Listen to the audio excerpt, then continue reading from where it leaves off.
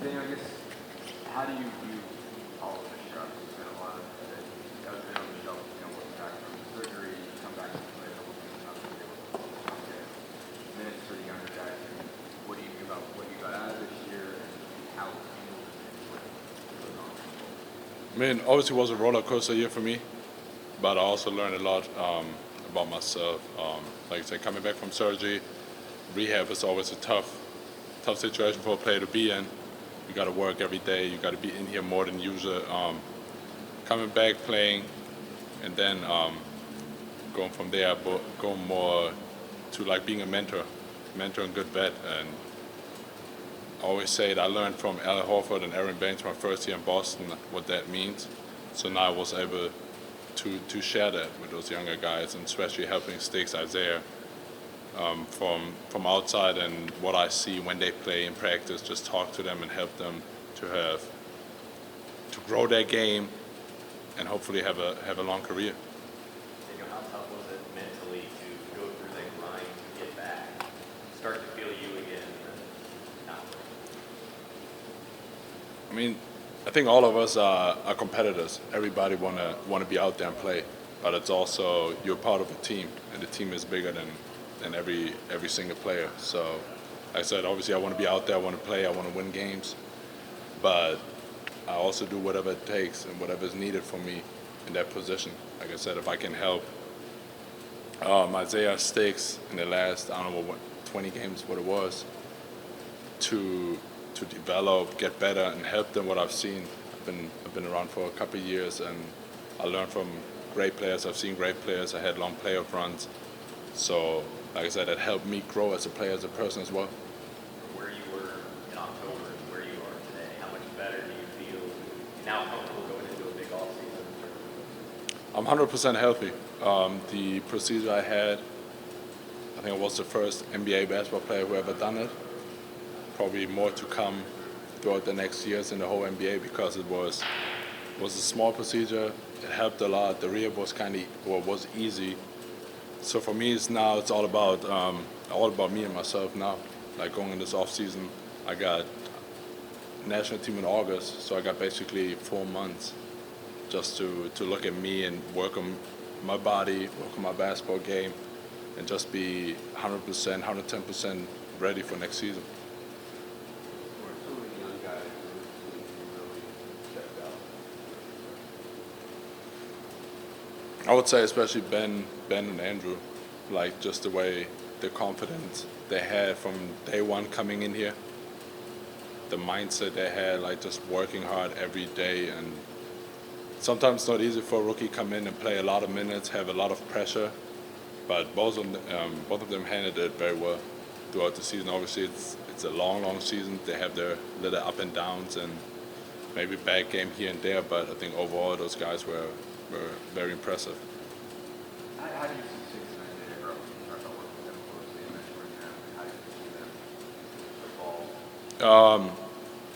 I would say like especially Isaiah. Isaiah's unique the way he plays. Like he plays way above the rim.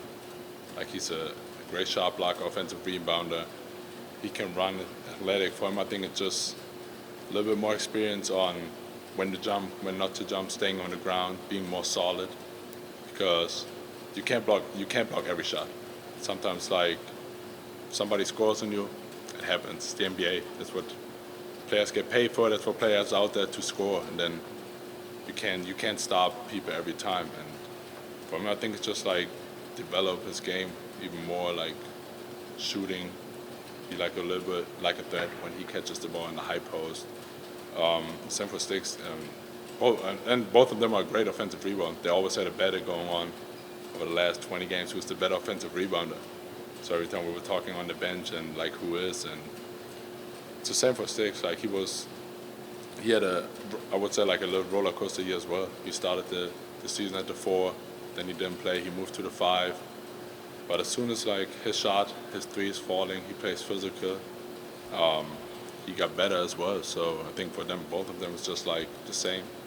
This summer is all about them working on their games and bodies to be ready for hopefully in next season and a long career. Defense is something that's going to have to improve here. What specifically did you notice I mean, you said it. Defense is what got improved. Like offense, we'll probably be number one fast break team in the league, so that's not our problem. And I think if we get more stops, we could score even more, play faster. That was what made us unique when we, before Theis got hurt, when we were, I think, the 4 or 5 seed in the East, because teams didn't want to play us. Every time we played a better team, you talk to people. I remember when we played in Boston after the Miami game, they're like, it's impossible to scout you guys. You just play so fast and random, it's hard to guard you guys. And as soon as we get more stops, better on defense, more discipline, it comes from experience as well, you can play faster. I think next year, teams not going to look lightly at us and like, are we going to beat them easy because they've seen what we are capable of?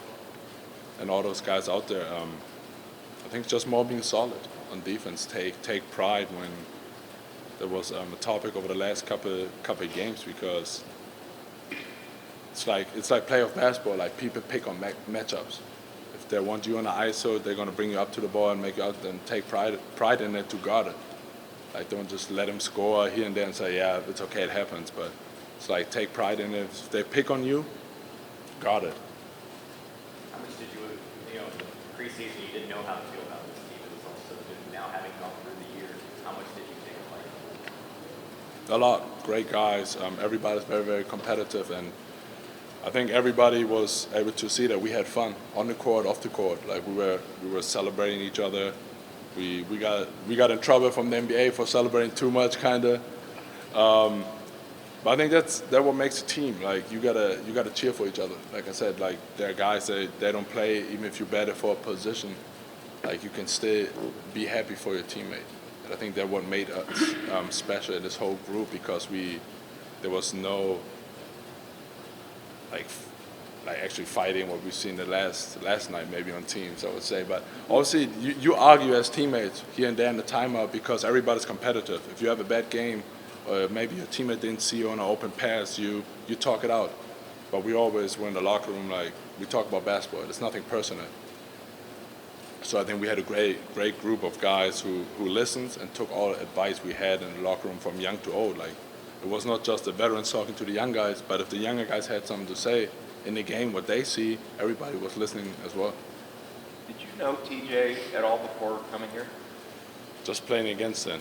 And I always thought he's a pest playing against him. I think everybody does when you play against him. The way he plays hard, like for him it's only one tempo, or 110% every time. He doesn't go out there and say, yeah, I'm a smooth into this game. No, he's playing hard every time. And from the beginning, we got close, and now he's one of my closest friends. How much is a player like that needed on a team? You have 15 players, and there are different personalities and styles, but is there always a place for a guy like that? Always. Like I said, he goes out there 100%. You know what you get from him every night, because he doesn't relate. His offense doesn't define his game. If he makes his jump shots, he makes them, but that does not change his approach to the game, how he get involved to the other guys, that he plays hard, gets to the basket, or plays defense. So I think that's unique, and that's what every team needs.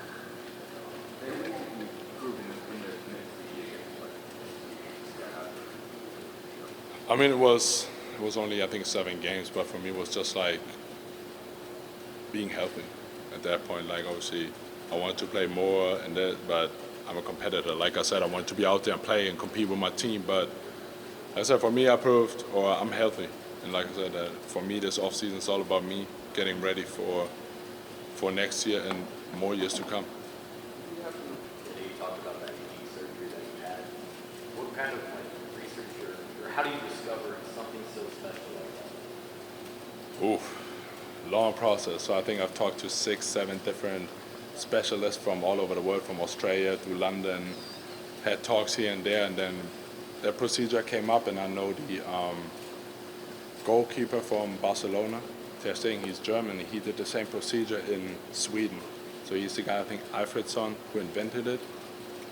And there's only one doctor here, Dr. Hall in, I think, Iowa, who does basically the same. So it was probably a progress from like 4 to 6 weeks, figure it out what I can do talking to specialists here and there, what's the best solution. And I talked to guys, like I said, to Theis, how his rehab was. Did it help him over for the long run? And I considered going to Sweden to do it there.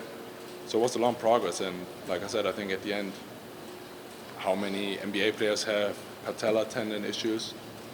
I think it helps a lot of them to have a longer and better career.